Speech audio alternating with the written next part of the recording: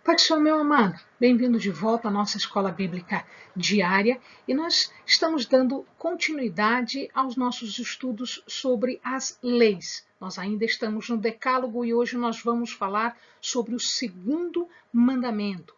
Então, pega a sua Bíblia, pega o seu caderno de estudos, ore ao Senhor, peça a Ele discernimento, entendimento, conhecimento e sabedoria. Peça a Ele proteção para que nós possamos estudar profundamente as suas leis. Hoje nós vamos falar do segundo mandamento, como nós já dissemos, e ele está aqui em Êxodo 20, do 4 ao 6. Diz assim a palavra: não farás para ti imagem de escultura, nem alguma semelhança do que há em cima dos céus, nem embaixo da terra, nem nas águas debaixo da terra. Não te encurvarás a elas, nem as servirás, porque eu, o Senhor teu Deus, sou Deus zeloso, que visita a iniquidade dos pais nos filhos, até a terceira e quarta geração daqueles que me odeiam.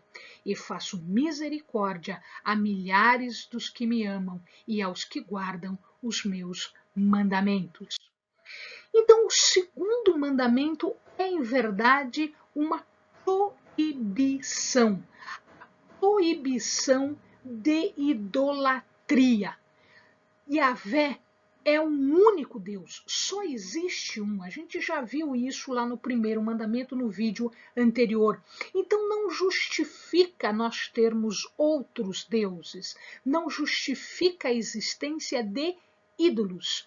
Deus é espírito, então nós não temos razão pela qual materializar alguma coisa e adorar algo que seja material. O que se proíbe aqui no segundo mandamento é exatamente a idolatria.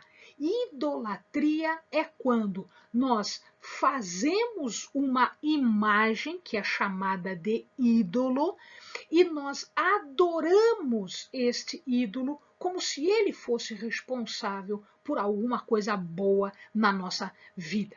Isso é impossível, tá? Esculpir, moldar, tem uma palavra em hebraico que quer dizer péssel. Então, o que se proíbe é exatamente esta moldagem, é o esculpir, é o formar uma imagem e se prostrar diante dela. O que se proíbe é idolatrar algo que não seja Deus, porque Deus é o único Senhor, é o único Deus. Yahvé é o nosso único Senhor e Deus. Isso vinha, num primeiro momento, esse costume veio dos egípcios. Os egípcios tinham um conjunto de deuses bastante grande. A gente viu lá nas 10 pragas que Deus acabou humilhando muitos desses deuses que não eram deuses, né? Eles apenas são adorados, mas que não têm poder nenhum. Eles faziam imagens de aves, de répteis, de figuras celestes, Sol, né? Por exemplo, Amon-Ra, que é um dos principais, Lua, estrelas, e eles se prostravam para adorar estes deuses. Depois, com o tempo, quando o povo de Deus foi para a terra prometida, e quando ele se estabelece lá, eles acabaram tendo também contato com outros deuses que não eram do Egito, mas que eram dos cananeus. E muitos caíram nesta armadilha de adorar estes deuses. Um pouquinho mais para frente, quando o reino já estava constituído, principalmente com o rei Acabe e Jezabel, foram importados deuses de fora, principalmente Baal, que era um deus fenício. Não era só fenício, mas Jezabel era de lá. Não nos esqueçamos também das esposas de Salomão que o fizeram pecar por conta da idolatria. Então aqui nós vamos observar que o povo ele estava à mercê de uma influência negativa. E Deus deixou muito claro que ele não queria esta idolatria. Deus diz que ele é um Deus zeloso. O que significa dizer isso? Que ele tem zelo para conosco. O que é esse zelo? É um cuidado. Então, Deus, ele nos tem como a menina dos seus olhos. Nós somos importantes para ele. E ele não enxerga mais nada, ele é capaz de trocar reinos por nós. Porque este é um povo especial para ele. E o que ele quer? Ele quer que este povo, que é especial para ele, também o tenha, ele, Deus, como especial, como único, como importante, não nos desviando para qualquer lado. Quando o povo começa a pecar desta forma, quando ele começa a se desviar, os profetas eram mandados e os profetas traziam mensagens duríssimas sobre isso.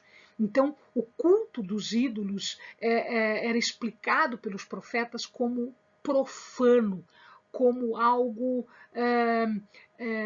ignóbil, como algo nojento. Ele envolvia um comportamento licencioso, um comportamento pervertido, com perversão sexual e bebedeiras. Então, eles se deixavam usar fisicamente em orgias sexuais, misturando tudo, fazendo também uma licenciosidade, uma permissividade muito grande, ou seja, um pecado muito grande. Agora, o que eu quero chamar a atenção dos amados é o seguinte: não é só ídolo em forma de estátua, em forma de imagem, não. Existem muitas pessoas que se deixam levar por outras coisas, e isto também é considerado idolatria. Então, por exemplo, que a pessoa se preocupa muito com dinheiro, esquece as outras coisas, esquece de Deus e se preocupa só com dinheiro, se preocupa com poder, se preocupa com status, se preocupa com sexo, se preocupa com fama. Tudo isso também é chamado de idolatria e é considerado por Deus como idolatria. Então, Helene, como é que eu vou saber o que é idolatria? Tudo aquilo que domina, tudo aquilo que controla os nossos pensamentos e os nossos desejos se chama idolatria. Então, tudo aquilo que tira Deus do centro, tudo aquilo que tira Deus do centro é idolatria. Olha só como Deus vê isso.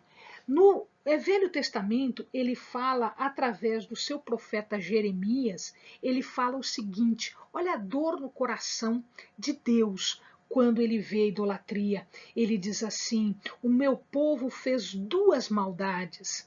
A mim me deixaram o manancial de águas vivas e cavaram cisternas, cisternas rotas que não retêm as águas. Deus está se lamentando porque o povo tinha deixado o verdadeiro pelo falso, o manancial de águas vivas por um buraco sem água. O povo estava sendo enganado e ele deixava Deus por nada. 14. Acaso é Israel um servo ou um escravo nascido em casa? Por que, pois, veio a ser presa? Deus havia libertado o povo e agora ele estava se comportando como um escravo novamente. Outra coisa, olha lá no Novo Testamento, em Mateus, olha que Mateus fala, Mateus 6, 24. Veja ali o que ele fala em relação à idolatria. Ninguém pode servir a dois senhores, ou há de odiar a um e amar o outro, ou se devotará a um e desprezará o outro. Não podeis servir a Deus e às riquezas.